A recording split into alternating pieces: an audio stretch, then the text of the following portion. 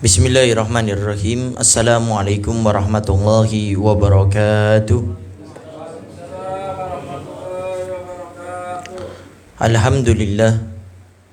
Alhamdulillahi rabbil alamin.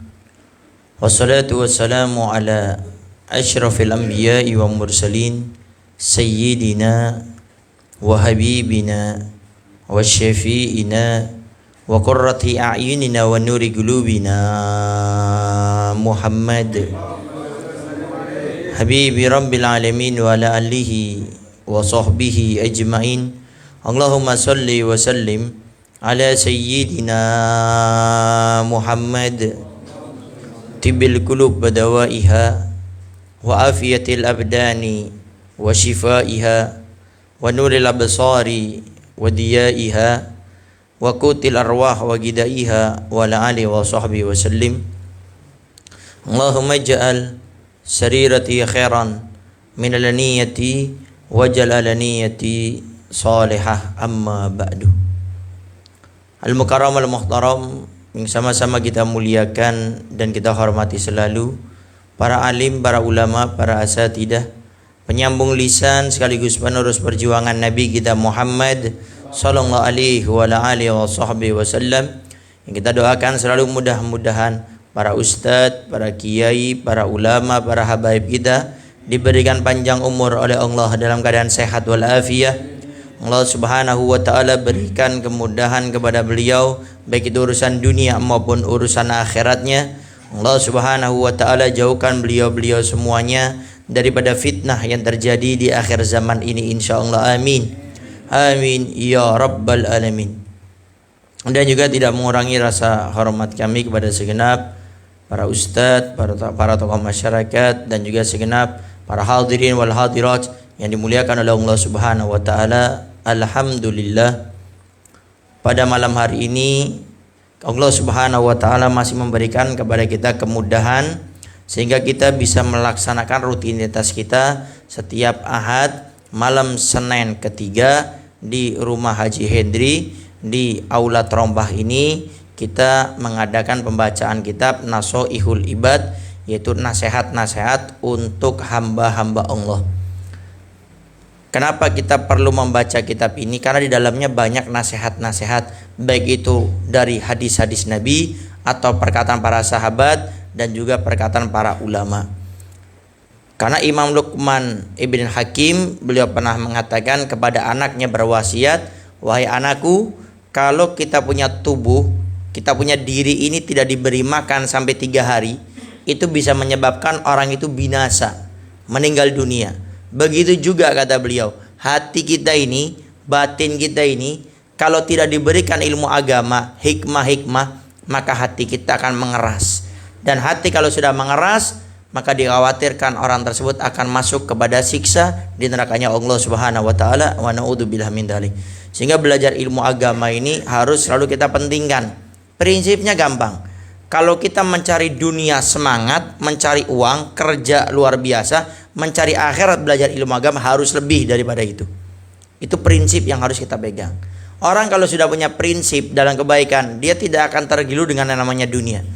Orang yang kadang-kadang lebih memfokuskan mencari dunia, lebih memfokuskan untuk mencari daripada harta, pangkat, jabatan, semuanya. Itu semua terjadi karena apa? Karena dalam hidupnya tidak punya prinsip. Waktu dia punya uang, tokonya lagi laris, banyak pembelinya, dia masih bisa sholat tepat waktu. Tapi tatkala Allah Subhanahu wa taala memberikan cobaan kepada hambanya, kira-kira masih bisa tidak? Nah, orang yang punya prinsip, dia akan terus bertahan dengan itu semuanya. Walaupun tokonya sepi, kalau sudah adzan, mas waktu sholat, saya utamakan yang namanya sholat. Kalau sudah yang namanya riba itu haram, ndak pakai saya alasan ini itu macam-macamnya. Saya terdesak untuk modal dagang, saya terdesak harus beli rumah, saya terdesak butuh kendaraan untuk transportasi.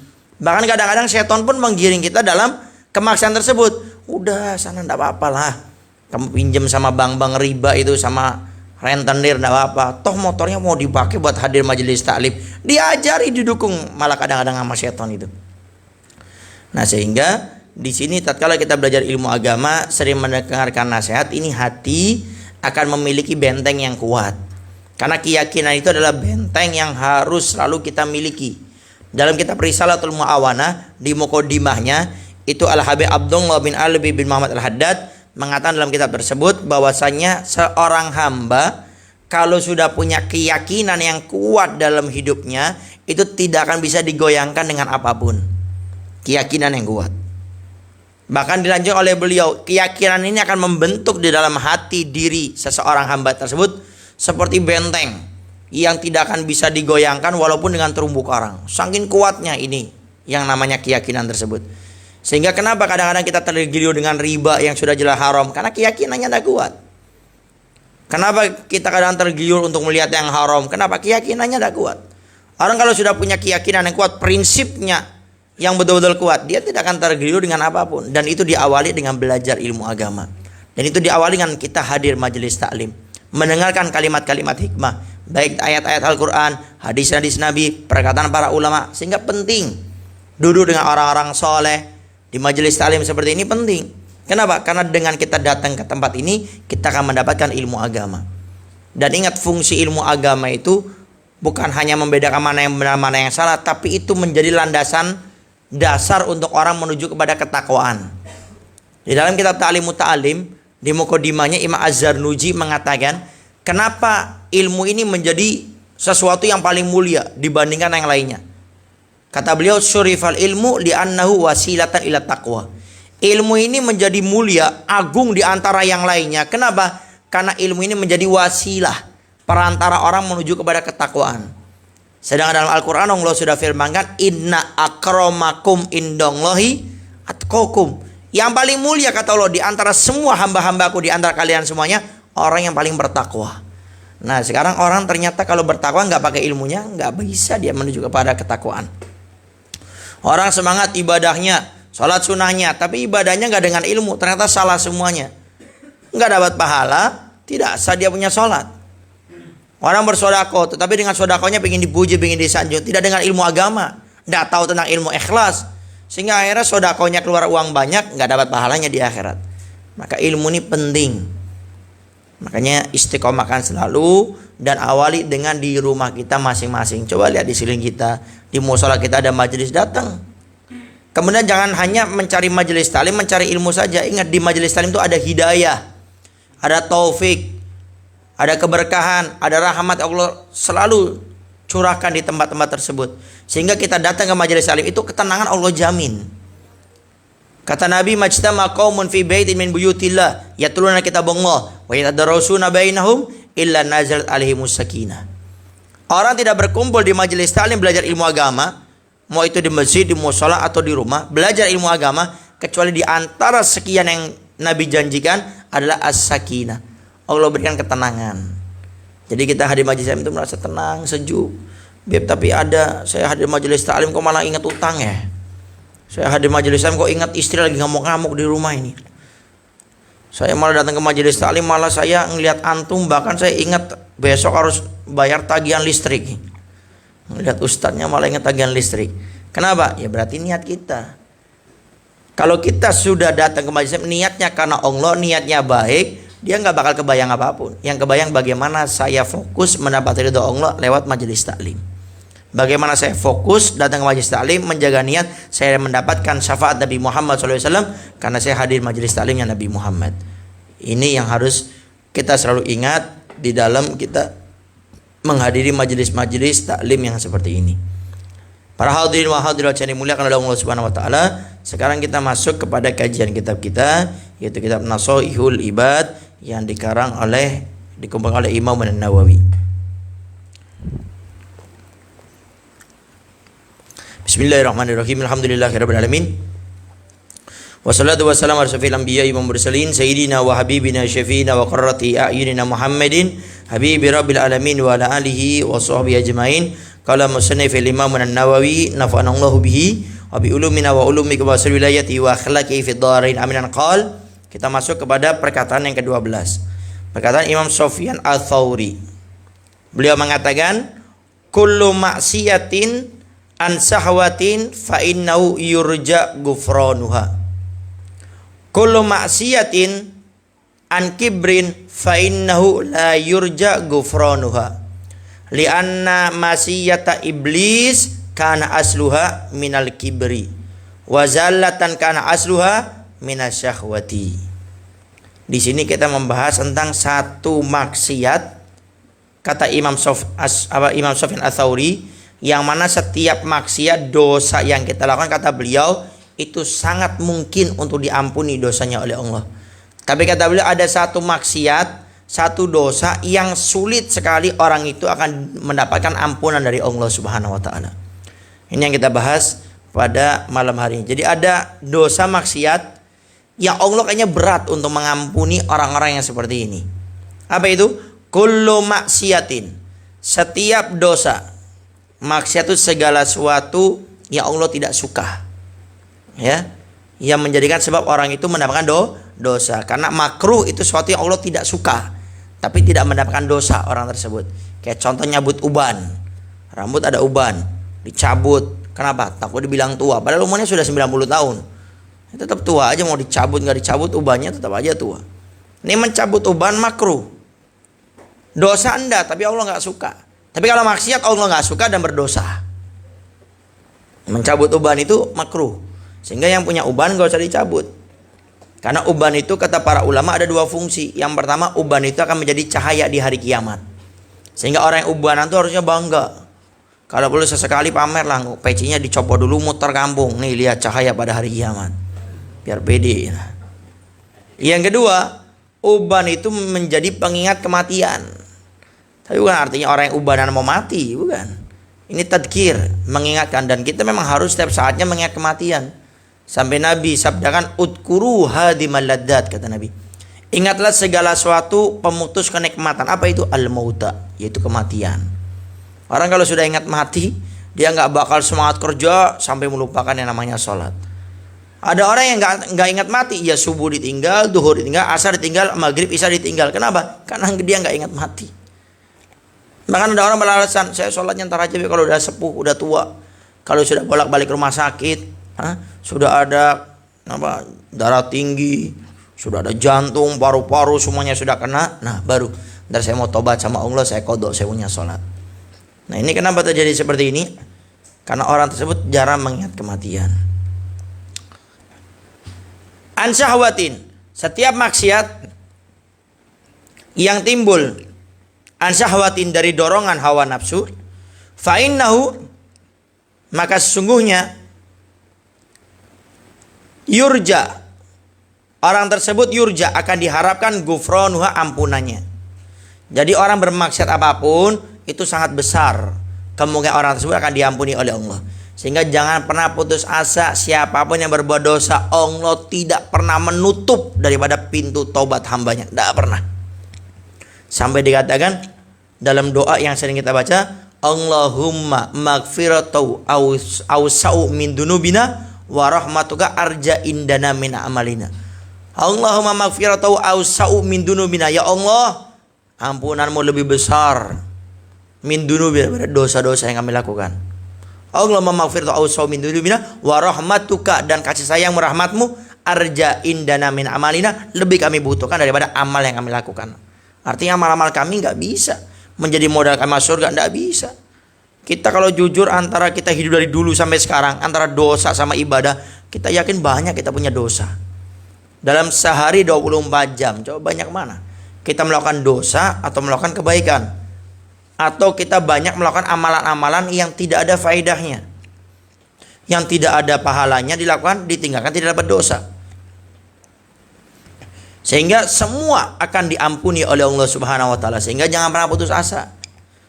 Dan perlu kita sampaikan sama teman-teman kita yang baru-baru berhijrah. Apakah mungkin dosa saya akan diampuni oleh Allah? Saya sudah pernah berzina, saya sudah pernah minuman keras, saya pernah bunuh orang, saya pernah berjudi, saya pernah berurusan dengan riba, saya durhaka sama orang tua saya nggak pernah sholat. Allah lebih besar memberikan ampunan kepada hambanya daripada murkanya. Coba baca salah satu hadis yang menjelaskan orang terakhir masuk surga. Orang yang terakhir masuk surga dari kota Juhainah kalau tidak salah itu. Beliau masuk surga karena sebab apa? Tidak punya amal, dosa seumur hidupnya. Cuma dia punya amal satu, pernah masuk Islam, pernah mengucapkan 2 kalimat syahadat, dimasukkan ke surga. Apalagi orang-orang yang seperti kita. Sehingga ini menjadi motivasi kita untuk kita berikan kepada orang yang berhijrah. Jangan putus asa. Bagaimana hukumnya kalau saya bermaksiat kemudian saya bertobat, maksiat lagi, tobat lagi, tetap Allah akan mengampuni dosa kita. Selama apa? Selama kita bertobat kepada Allah dan kita tidak putus asa kepada Allah. Sampaikan kabar-kabar yang seperti ini kepada teman-teman kita yang baru berhijrah. Allah akan terus mengampuni dosa kita walaupun kita bermaksiat, bertobat, terus Allah akan ampuni. Sampai kapan Allah tidak mengampuni kita? Sampai kita putus asa tidak bertobat kepada Allah. Terus Allah akan ampuni. Kullu maksiatin, dan setiap maksiat dosa an kibrin. Nah, jadi ternyata dosa yang tidak diampuni oleh Allah apa? An kibrin. Kullu maksiatin, setiap maksiat an kibrin yang dilakukan karena kesombongan, fa innahu la yurja ghufranuha. Maka perkara tersebut la yurja, tidak akan diampuni, diharapkan ghufranuha, yaitu ampunannya. Jadi setiap maksiat yang timbul karena sifat sombong, jadi dia bermaksiat karena kesombongannya, itu sangat sulit untuk mendapatkan ampunan dari Allah Subhanahu wa taala. Kenapa? Lianna maksiata iblis, karena maksiat dosanya iblis itu kana asluha, yaitu dasarnya bermuara minal kibri, daripada kesombongan. Wazalatan kana asluha minas sahwati, dan itu semuanya asal daripada semua dorongan hawa nafsu. Nah, jadi kita membahas pada kesempatan kali ini di perkataan yang ke-12 Imam Sufyan Ats-Tsauri mengatakan setiap dosa akan Allah ampuni. Tapi dosa yang sulit untuk diampuni oleh Allah adalah orang yang berbuat dosa karena kesombongannya. Karena iblis berbuat dosa tidak diampuni oleh Allah. Kenapa? Karena kesombongannya iblis dengan apa yang dia lakukan.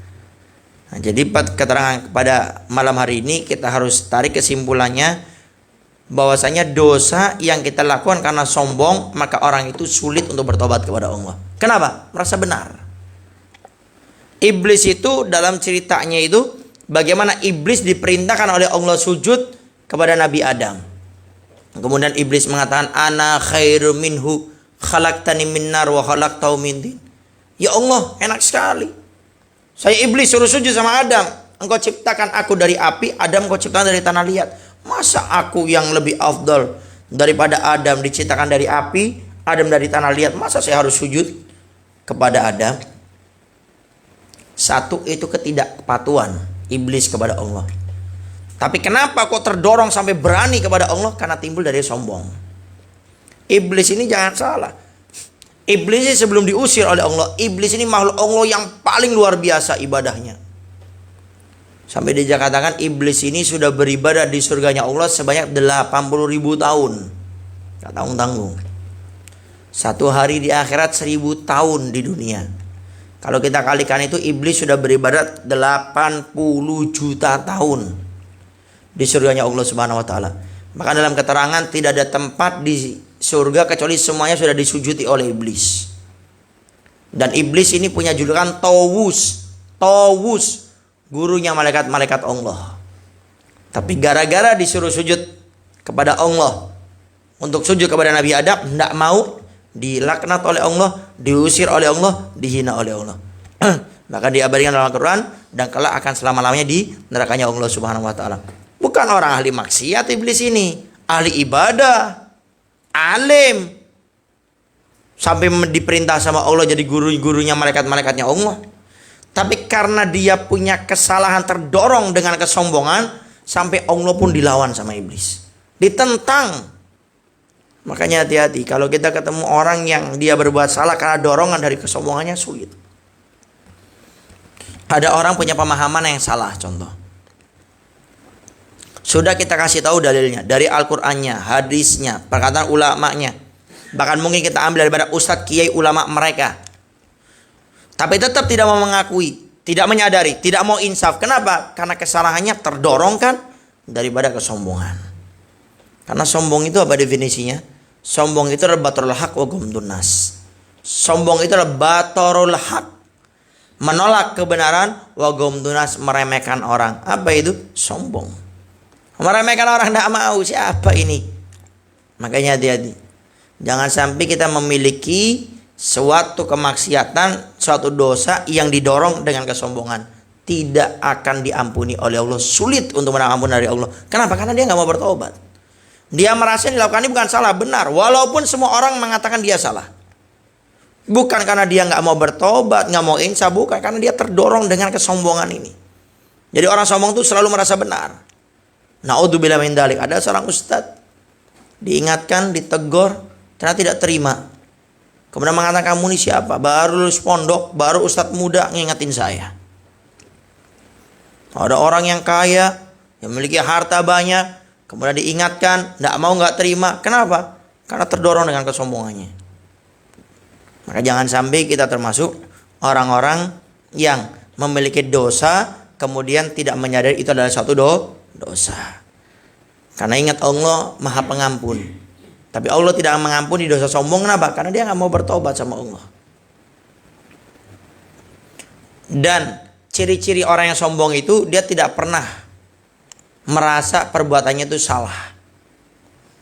Jadi kalau kita merasa ada satu kesalahan, kita sulit untuk mengakui, menginsafinya, sudah ada benih-benih kesombongan. Dan ini ditakutkan akan terbawa sampai kita meninggal dunia, sehingga kita meninggal dengan su'ul khatimah. Na'udzubillah min dzalik. Kita belajar sedikit dengan Abu Jahal. Abu Jahal ini bukan sembarangan orang.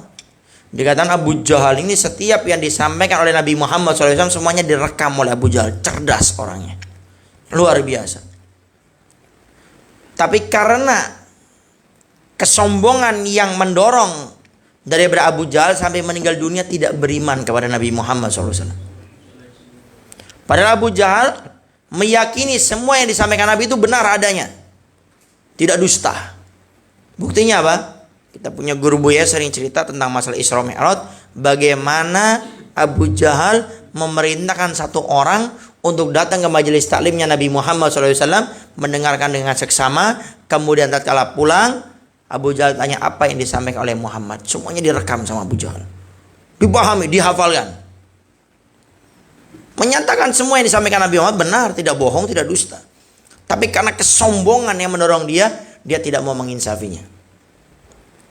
Sampai singkat cerita, tatkala Abu Jahal sudah mau mati, sakaratul maut, Ibnu Mas'ud datang kepada Abu Jahal karena punya dendam pribadi, bukan dendam. Ya punya ada histori pribadi dulu. Kan waktu turun surah Ar-Rahman. Ar-Rahman allamal Qur'an khalaqal insan allamahul bayan. Tatkala turun surah Ar-Rahman ini, Nabi tawarkan sama sahabat-sahabatnya, "Hei sahabatku, siapa di antara kalian yang berani membacakan surat ini di hadapan orang-orang kafir Quraisy?" Waktu Nabi berbicara seperti itu orang-orang kafir Quraisy itu punya hari tertentu yang mana mereka berkumpul di depan pintu Ka'bah.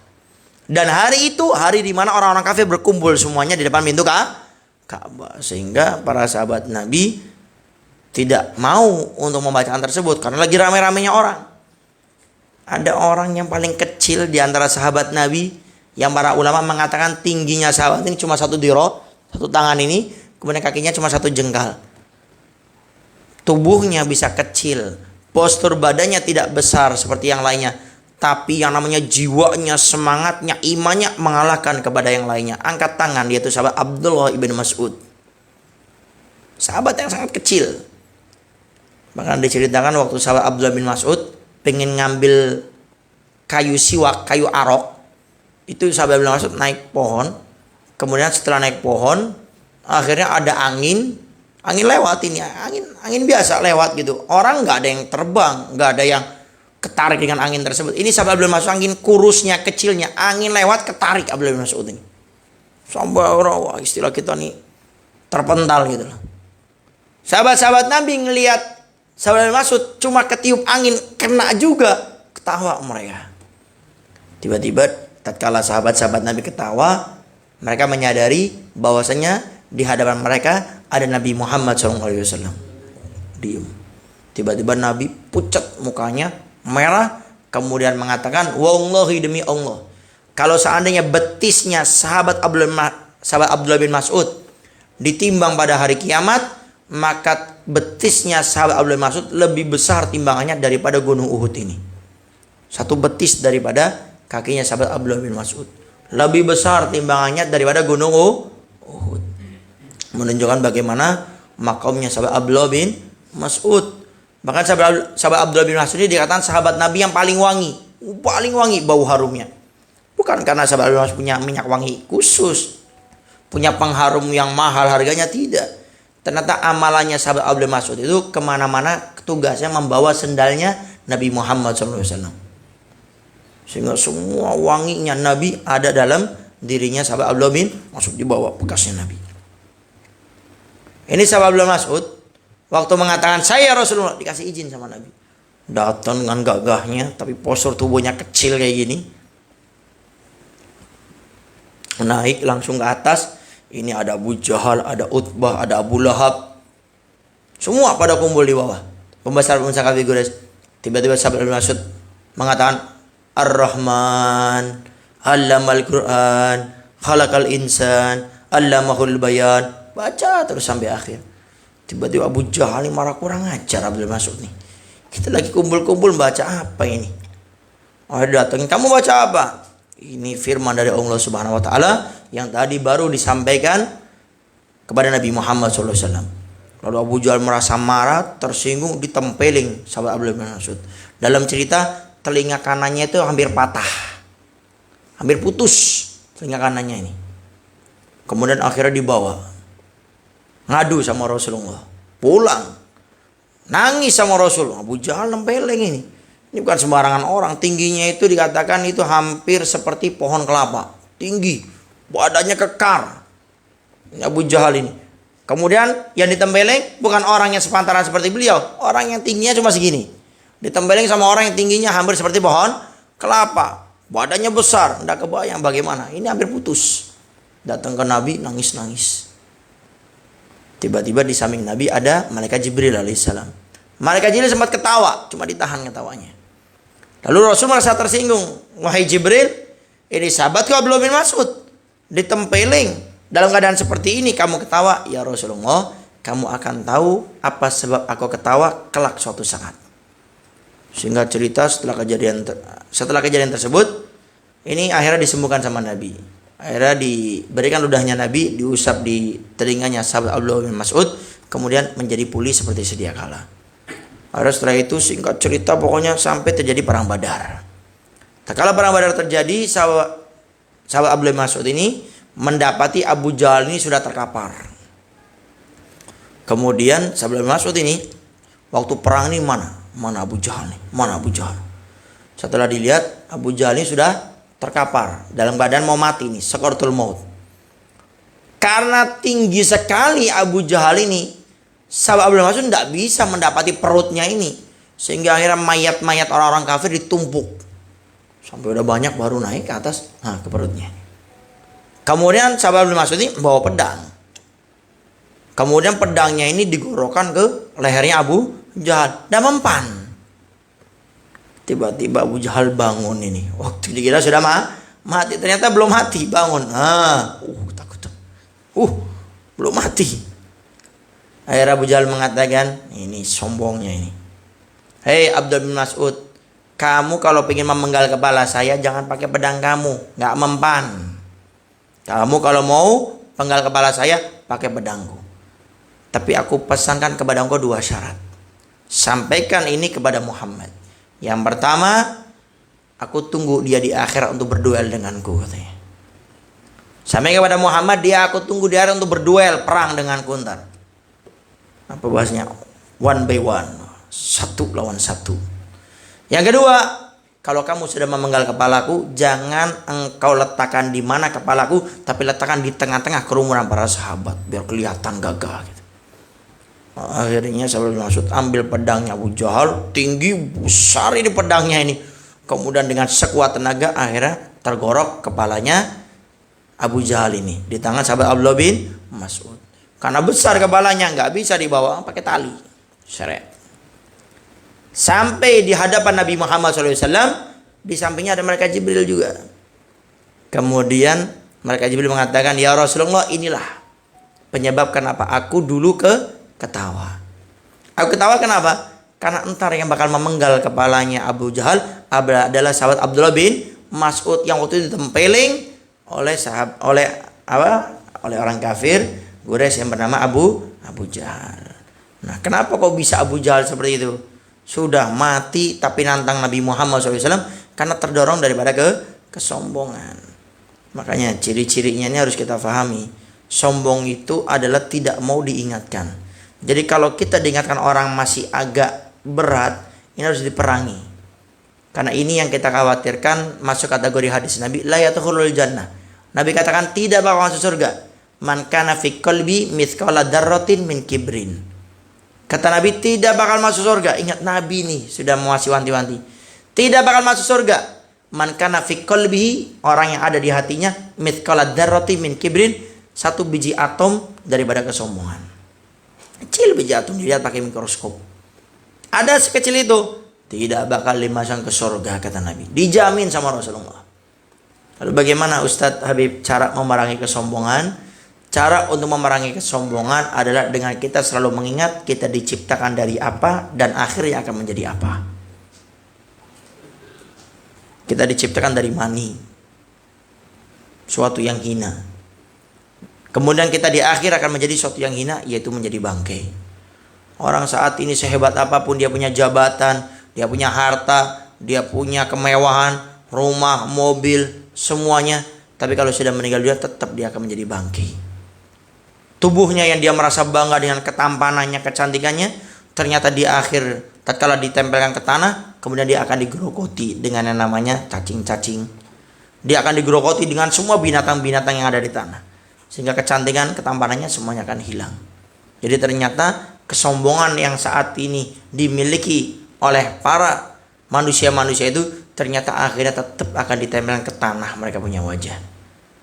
Semua yang mereka cari pada harta, pangkat, dunia semuanya akan ditinggalkan. Sehingga jangan sampai kita menjadi orang-orang yang memiliki kesombongan. Maka cara untuk menghilangkan kesombongan yang pertama ingat kita semuanya ini adalah diciptakan dari yang hina dan akan menjadi sesuatu yang hina. Walaupun kita punya pangkat sehebat apapun, itu pangkat cuma di dunia. Di akhirat Allah sudah firmankan yang paling mulia, yang paling agung, yang paling istimewa di antara kalian yang paling bertakwa. Orang punya ilmu gak bertakwa sama. Orang punya ilmu tapi tidak mengamalkan ilmunya sama aja. Orang kaya dengan kayaannya malah menyombongkan dirinya, menghina orang yang miskin sama dihinakan oleh Allah. Jadi ternyata yang menjadikan kita ini selama di akhirat, bagaimana saat ini kita tidak menyombongkan apa yang Allah berikan kepada kita. Itu yang pertama. Ingat kita diciptakan dari apa dan akan menjadi apa. Di zaman Imam Malik ada seorang anaknya menteri. Zaman Imam Malik, gurunya Imam Syafi'i. Ada seorang anaknya menteri yang dia datang kepada Imam Malik membusungkan dadanya mengatakan, "Hai Imam Malik, kamu tahu siapa saya?"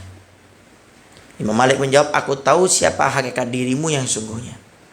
"Siapa saya?" "Engkau ini adalah orang yang diciptakan dari mani, suatu yang hina, dan akan menjadi suatu yang hina, menjadi bangkai." Akhirnya anaknya menteri nggak bisa berkutik, merasa betul-betul dipermalukan oleh Imam Malik. Dan memang seperti itu. Kemudian yang kedua, kalau kita ingin menyombongkan diri kita, ingat semua nikmat itu datangnya dari Allah, bukan dari kita. Semua yang kita miliki datangnya dari Allah. Dohirnya memang kita berusaha, tapi siapa yang memberikan semuanya adalah Allah. Orang bisa bekerja di tempat kita. Kita punya dagangan, contoh apa? Kayu. Banyak orang yang berdagang kayu kok, bukan cuma kita. Bahkan contoh kita berdagang di Cirebon, banyak yang lainnya. Tapi siapa yang menggerakkan mereka untuk lebih milih untuk beli kayu di tempat kita? Allah. Kita sekarang jadi direktur, jadi manajer. Siapa yang menyebabkan ini semuanya? Allah. Dohirnya kita berusaha. Tapi apa nggak ada yang lain? Orang yang lebih cerdas daripada kita? Banyak. Tapi kenapa kok kita yang dipilih? Karena Allah yang menggerakkan hati mereka untuk memilih kita. Sehingga jangan sekali-kali kita merasa apa yang Allah berikan kepada kita itu jeripaya kita semuanya. Itu yang akan menimbulkan kesombongan.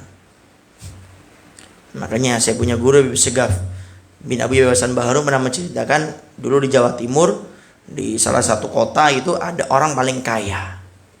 Tapi itu lihat, dengan kayaannya tidak bersyukur, dia tidak menyadari itu datangnya dari Allah, malah sombong. Datang dari masjid, kepadanya akan mengadakan renovasi pembangunan masjid. Diminta sumbangan untuk membantu. Apa kata ini orang kaya? kalau mau uang kerja, jangan minta sama saya. Lalu diingatkan, bukankah setiap hartamu itu adalah dari Allah?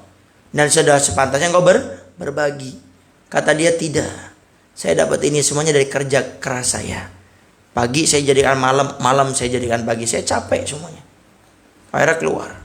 Apa yang terjadi? Waktu dia keluar dengan mobil mewahnya, terjadi tabrakan. Kemudian dia terpingsan dari tabrakannya, bangun dari pingsannya, dia sudah berada di rumah sakit. Digerakkan kaki kirinya bisa, tapi kaki kanannya tidak bisa digerakkan. Setelah itu dia berteriak, memanggil suster dan dokter datang. Kemudian dokter menjelaskan, wahai bapak, ada apa?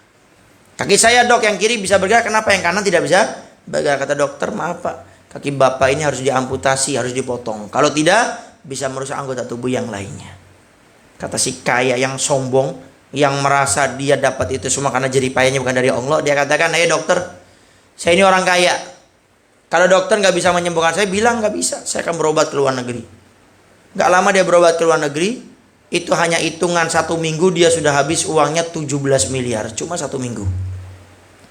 Dia pulang ke Indonesia, dijual rumahnya, dijual asetnya, mobilnya, tanahnya, berobat lagi. Kata saya punya guru Dr. Habib Segaf bin Abuya Bebasan Baharun, itu orang sampai sekarang masih hidup. Kemudian kerjanya setiap hari minta-minta di depan plaza, dengan kakinya sudah terpotong yang kanannya. Dari orang paling kaya. Apa sebabnya?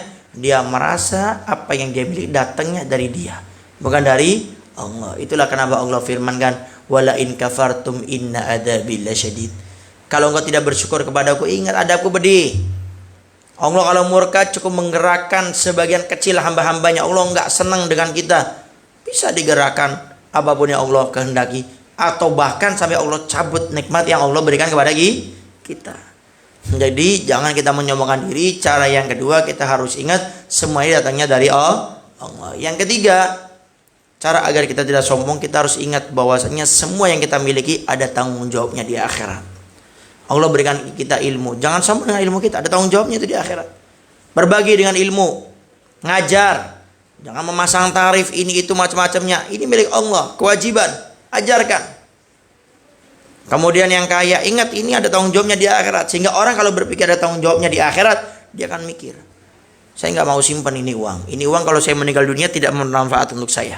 Yang bermanfaat yang saya sedekahkan, yang saya gunakan untuk membantu orang lain. Perjuangannya para ustadz, para kiai, para ulama dalam berdakwah, pesantren, majelis taklim, semuanya. Sampai Nabi katakan, hartamu yang kau sedekahkan, bukan yang kau simpan. Bukan artinya nyimpan harta tidak boleh. Di sini sedekah semuanya. Tekor istrinya ntar. Tapi tatkala kita mampu untuk bersedekah, bersedekahlah. Dan ingat rumus bersedekah, agar kita mudah bersedekah, jangan pakai hitungan matematika manusia. Kalau hitungan matematika manusia, kita punya 100.000, kita keluarkan 50.000, tinggal 50.000, berkurang. Tapi kalau pakai matematika Allah, engkau berikan satu kebaikan, kata Allah, aku ganti 10 minimal sampai 700 kali lipat, aku lipat gandakan sampai lipat ganda yang tidak ada yang tahu kecuali Allah. Jadi kalau ingin sedekah, pakai hitungan matematika manusia. Jangan sampai kita kalau untuk dunia royal, tapi untuk akhirat, untuk bantu ustadz kiai ulama, pikir-pikir, ini mau surga yang mana ini? Tidak ada surga pikir-pikir itu. Sehingga yang ketiga, cara agar kita tidak sombong, ingat semua yang kita miliki ada tanggung jawabnya di akhirat. Apalagi masalah harta. Kata para ulama, cukup harta ini menjadi fitnah yang besar bagi kita. Di akhirat ditanyanya 2 kali. Kamu dapat harta dari mana? Digunakan untuk apa? Yang lainnya enggak. Kamu punya umur untuk apa? Selesai. Kamu punya ilmu, diamalkan atau tidak? Tapi harta, kata para ulama, ditanyakan 2. Kamu dapat dari mana? Digunakan untuk apa? Nyarinya dari mana? Digunakan untuk apa? Nah, oleh karenanya, dengan 3 kriteria tadi, cara tadi, mudah-mudahan Allah jauhkan kita daripada kesombongan. Karena ingat, semua dosa akan diampuni oleh Allah, bahkan kesyirikan sekaligus akan diampuni oleh Allah selama kita bertobat. Kalau syirik, kita masuk Islam lagi, mengucapkan 2 kalimat syahadat, fokus setelah itu melakukan kebaikan-kebaikan. Tapi kalau dosa maksud yang didorong dengan kesombongan, sulit dia untuk bertobat. Kenapa? Karena dia merasa benar. Iblis menantang Allah Subhanahu wa taala, enggak mau tunduk sama Allah. Kenapa? Karena kesombongannya. Maka jangan sampai kita menjadi orang-orang yang sombong dengan dosa-dosa kita. Kalau dosa, sadari, insafi, kemudian fokus untuk berubah dan mencari solusinya. Para hadirin wa hadirat yang dimuliakan oleh Allah Subhanahu wa taala, mungkin itu saja yang bisa Al-Fakir sampaikan. Kurang lebihnya Al-Fakir minta maaf. Barangkali ada yang mau ditanyakan, silakan. Wallahu a'lam bishawab.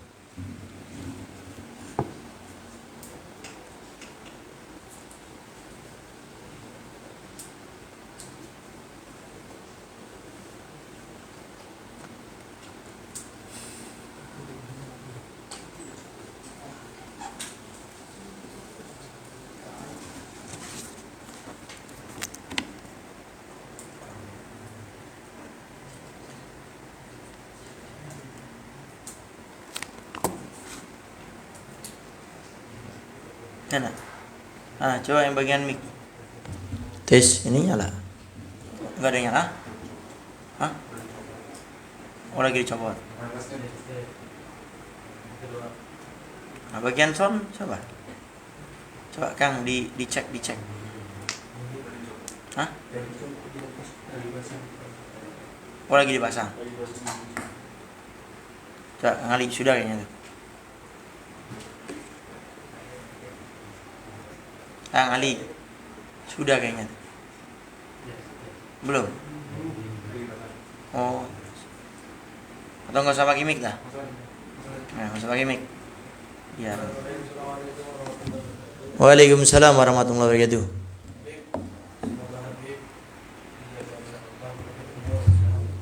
Amin. Amin. Allahumma amin wa iyyakum.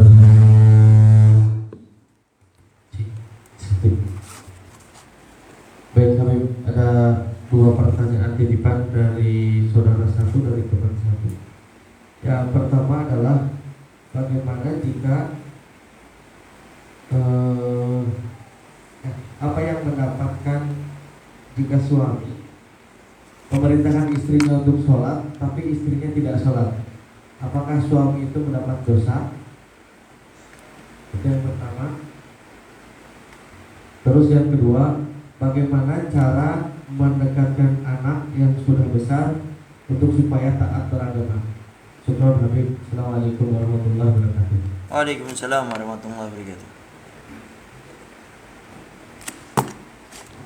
Baik, kita jawab terlebih dahulu. Bismillahirrahmanirrahim. Yang pertama, apakah seorang suami akan mendapatkan dosa tatkala sudah memerintahkan istrinya tapi istrinya tidak mau melakukannya? Dalam pertanyaannya lebih terfokuskan dengan yang namanya sholat.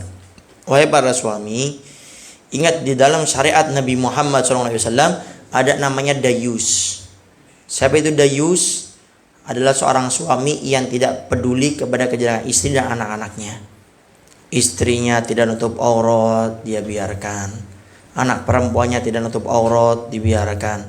Anak istrinya tidak sholat, dia tidak tegur.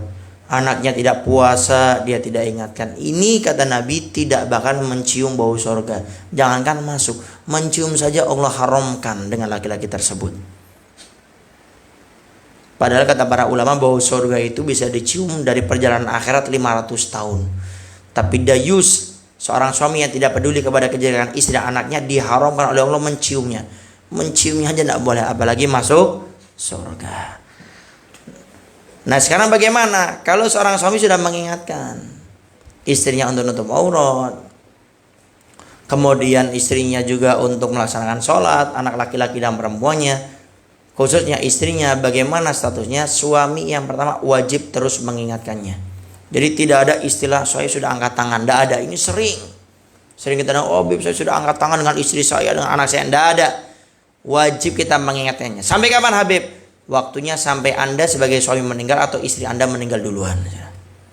Jadi terus diingatkan, tidak ada batas waktunya.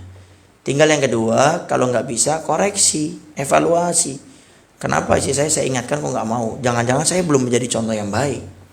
Jangan-jangan saya cuma bisa ngomong, prakteknya saya enggak. Jangan-jangan saya jarang mengenalkan istri saya dengan ilmu agama. Jarang saya bawa ke majelis taklim. Jarang saya dengar dengan ustadz dan ulama, sehingga tetap rusak. Sehingga evaluasi para suami. Mungkin selama ini saya belum menjadi contoh yang baik. Evaluasi. Kalau sudah tetap tidak bisa seperti itu, ternyata memang istrinya yang teka, istri memang yang sulit untuk diatur, sudah kita ingatkan, jangan putus asa, kita tetap ingatkan.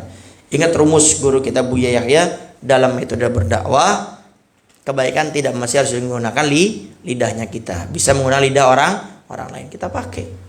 Cari orang yang sekiranya disegeni sama istri kita, punya ilmu agama, bisa nutup aib.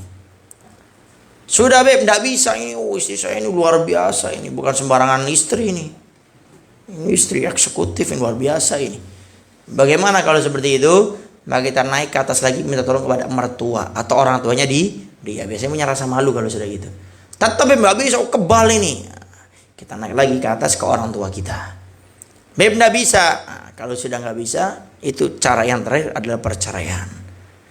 Ceraian itu ada dan bukan aib. Kecuali tidak ada apa-apa bercerai, maka itu tidak diperbolehkan yang seperti itu. Tapi kalau istri atau suami atau pasangan kita tidak bisa untuk dijadikan kepada Allah dan Rasulnya menuju surga, maka ini namanya pernikahan yang sudah tidak sehat. Maka pernikahan seperti ini jangan sampai gara-gara kita bertahan akhirnya mempengaruhi kewajiban kita kepada Allah. Dan ini banyak, khususnya para istri yang mendapati suaminya sulit untuk melaksanakan sholat, kemudian Anda bertahan gara-gara alasan anak. Kalau Anda merasa cinta dengan anak Anda, wahai para istri, maka Anda harus lebih mengambil sikap untuk bercerai setelah melewati rentetan tadi. Kenapa? Karena bukan sedikit, banyak orang gara-gara masalah ini sholatnya akhirnya keteteran, hatinya tidak tenang. Ngefeknya apa? Dia tidak bisa menjaga hatinya, akhirnya dia menuju kepada yang haram, melampiaskan syahwatnya kepada yang haram, banyak. Sehingga perceraian itu ada dalam syariat, tapi setelah melalui rentetan yang tadi. Wallahu a'lam bishawab. Kemudian pertanyaan yang kedua, cara mengajari anak yang sudah dewasa agar taat beragama. Yang pertama, orang tua harus jadi contoh. Sebetulnya cara paling mudah mendidik anak tuh orang tua dulu jadi contoh. Banyak orang tua sekarang pingin instan. Anaknya sulit untuk diatur. Orang tuanya sudah nggak jadi contoh, tapi pingin anak jadi baik. Kalau diomongin suka mau. Kadang-kadang pinginnya instan.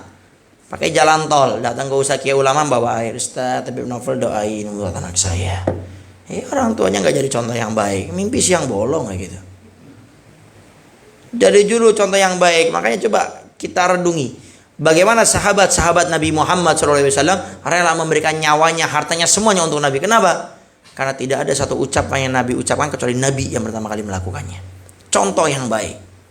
Nah, kita sebagai orang tua jadi contoh yang baik untuk anak-anak kita. Kalau jadi contoh yang baik, insya Allah akan nurut. Kedua, caranya buat lingkungan agama di rumah kita. Kalau bahasa Buya Yahya, jadikan rumah kita rumahnya Nabi Muhammad. Apa itu? Sholat tepat waktu, berjamaah, sunnah-sunnah dilakukan. Kemudian saling mengingatkan karena Allah. Kemudian saling menegur, saling mengingatkan. Jadikan rumah kita seperti rumahnya Nabi Muhammad.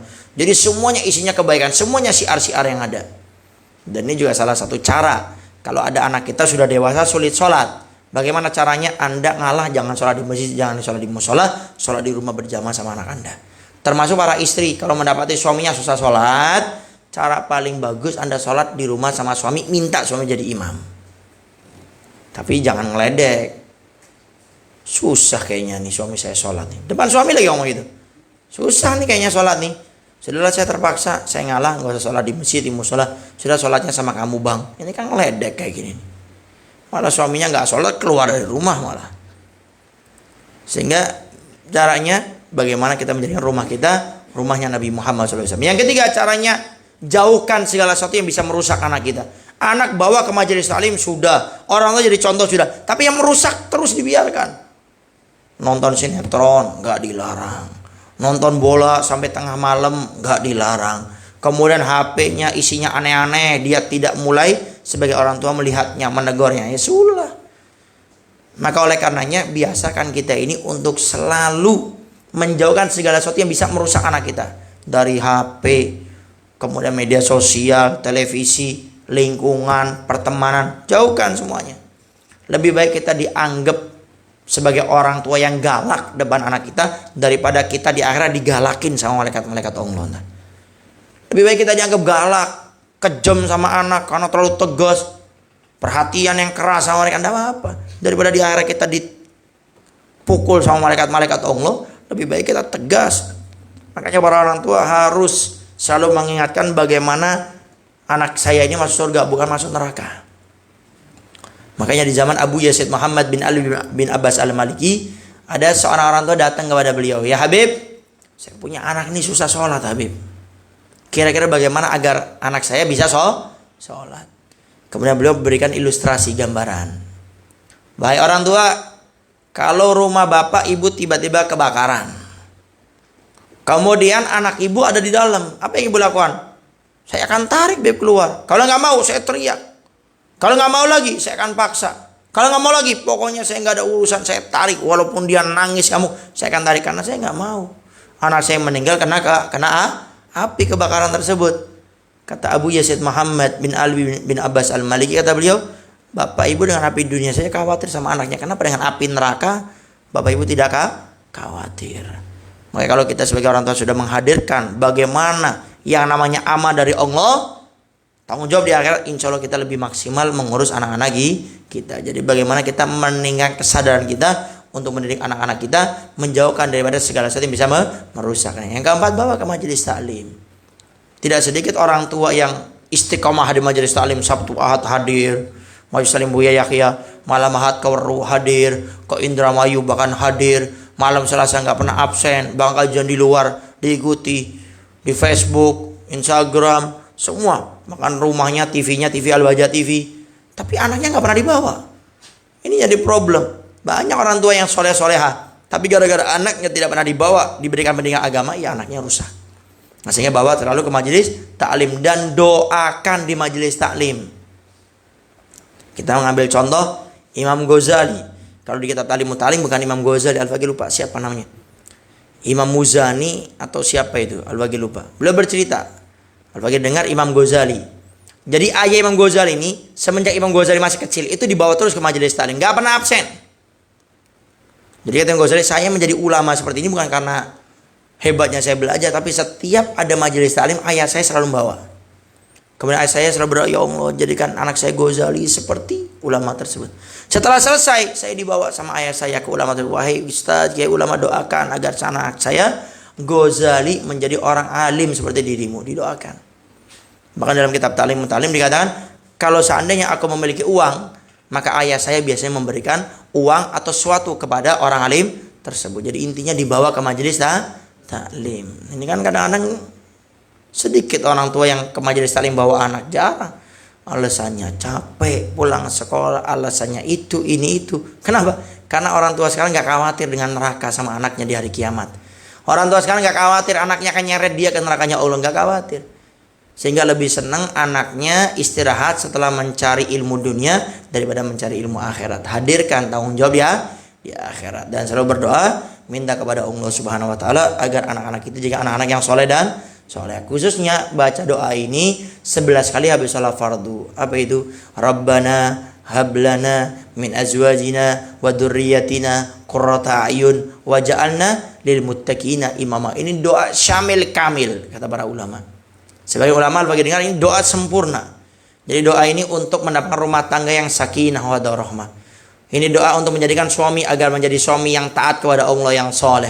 Ini doa agar istri menjadi istri yang taat kepada suami dan istri yang soleh. Ini doa agar anaknya jadi anak-anak yang soleh dan soleh. Semuanya masalah rumah tangga doa ini. Baca 11 kali habis salat fardu. Wallahu a'lam bissawab. Baik, ada lagi?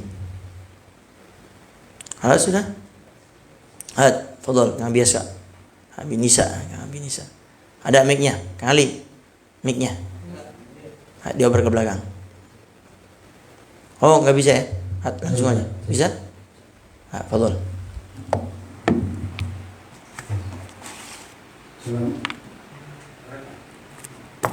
Assalamualaikum warahmatullahi wabarakatuh. Waalaikumsalam warahmatullahi wabarakatuh.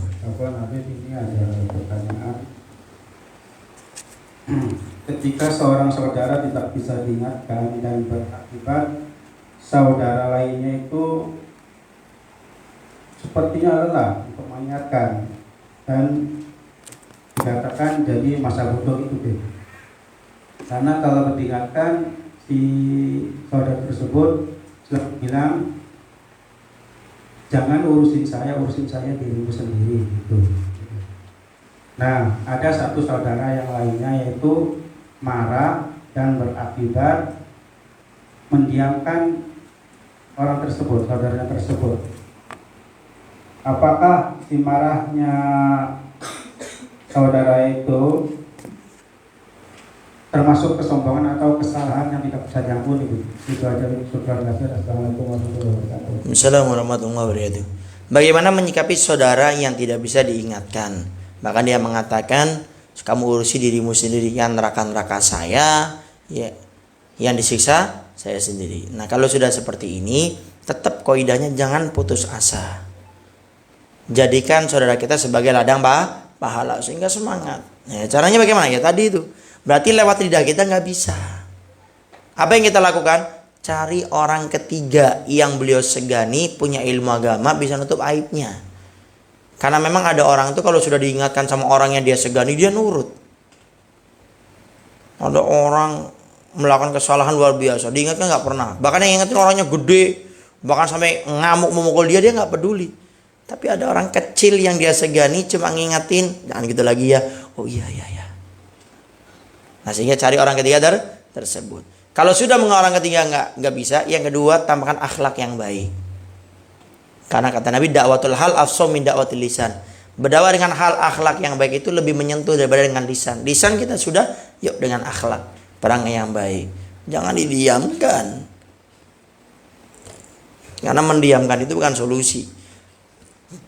Tapi yang ada apa? Jaga jarak boleh. Jaga jarak dalam artian di sini apa? Biar dia mikir. Tapi kalau dia negor, nanya, ya kita jawab secukupnya saja. Karena kata Imam Ghazali kan ada orang yang diingatkan itu cukup dengan isyarat. Nggak ngomong dia. Ada yang harus diomongin, jangan berisik. Ada yang memang nggak bisa diisyarat, nggak bisa diomong, harus dipentung dulu, baru sadar dia. Nah, sehingga kalau memang perlu kita diamkan dulu. Tapi bukan diamkan dengan mutlak. Kita nggak ajak ngomong, kalau dia tanya ya kita jaga jarak. Agar apa? Agar dia sesaat berpikir. Nah, kemudian apakah orang ini termasuk yang terdorong dengan sombong? Ya itu sombong, meremehkan orang, diingatkan tidak mau. Nah, orang seperti ini nggak bakal bertobat sama Allah, nggak bakal sadar. Nah, yang terakhir bagaimana? Doakan. Karena kewajiban kita cuma mengajak, hidayah, taufik, petunjuk semuanya dari Allah. Dan jangan remehkan doa. Ini Al-Baqi pernah mendengar sekilas.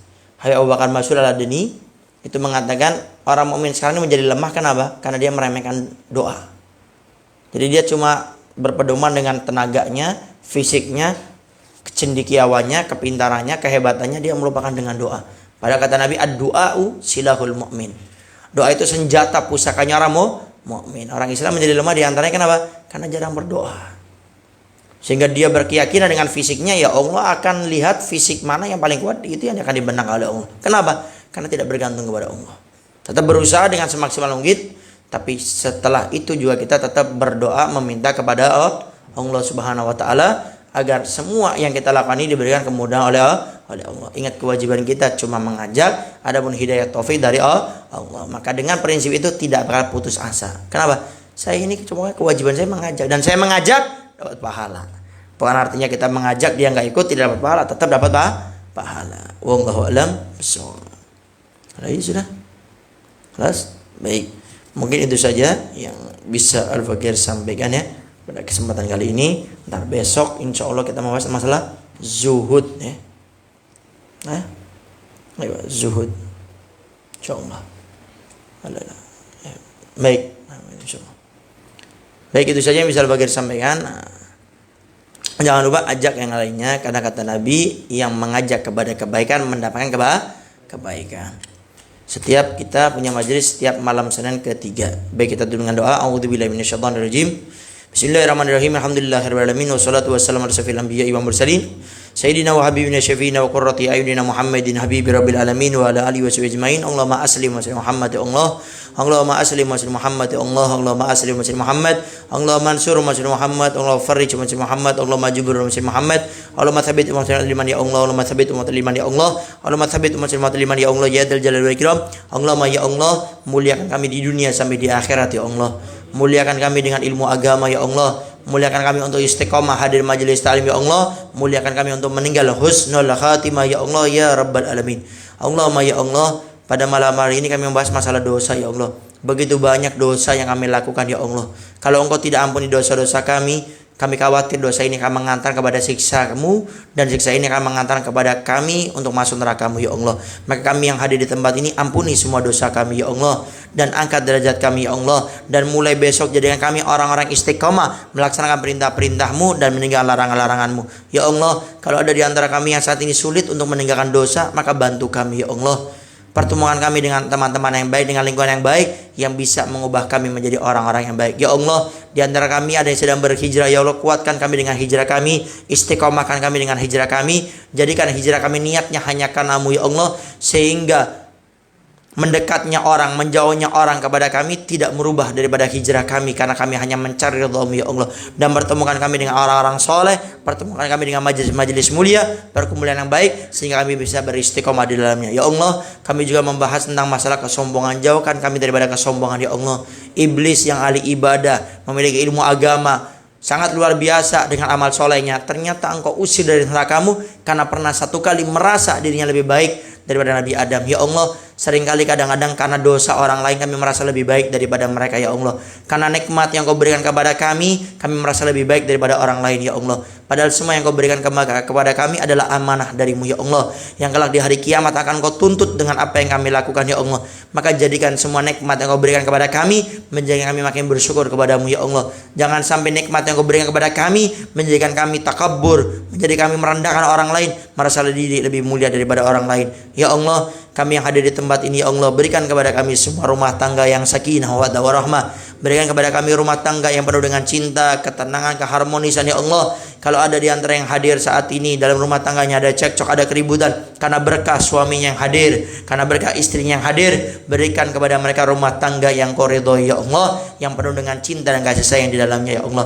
Ya Allah, di antara kami yang sudah menikah belum punya anak, maka mudah-mudahan setelah hadir majelis salim ini Kau berikan anak kepada mereka ya Allah, dan berikan kepada kami semuanya anak-anak yang soleh dan soleha, yang berbakti kepada kami, yang taat kepada kami, yang selalu mendoakan kami baik semasa hidup kami atau setelah meninggalnya kami ya Allah. Berikan kepada kami rezeki yang halal penuh dengan berkah ya Allah. Jangan cuma rezeki kami halal tapi Engkau tidak berikan keberkahan kepada kami ya Allah. Dan jadikan dimanapun kami bekerja, jangan sampai pekerjaan kami ya Allah bersandingan dengan yang haram, bersandingan dengan riba, dan berikan kekuatan kepada kami kalau kami bekerja di tempat yang haram, bekerja di tempat yang ada riba, yakinkan kepada kami untuk berhijrah daripada pekerjaan tersebut ya Allah.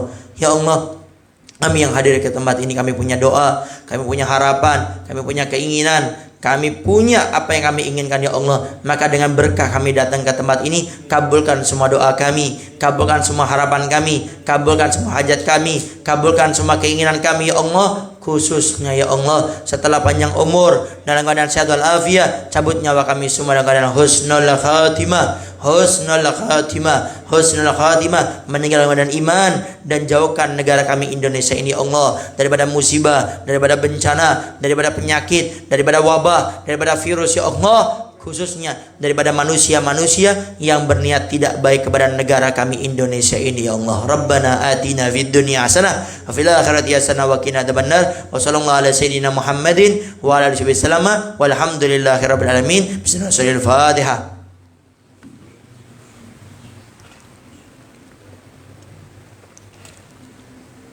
Kurang lebihnya al-fakir minta maaf dan mohon doanya selalu. Akhirul kalam, wa taufiq hidayah wa ridha wal inayah. Wassalamualaikum warahmatullahi wabarakatuh.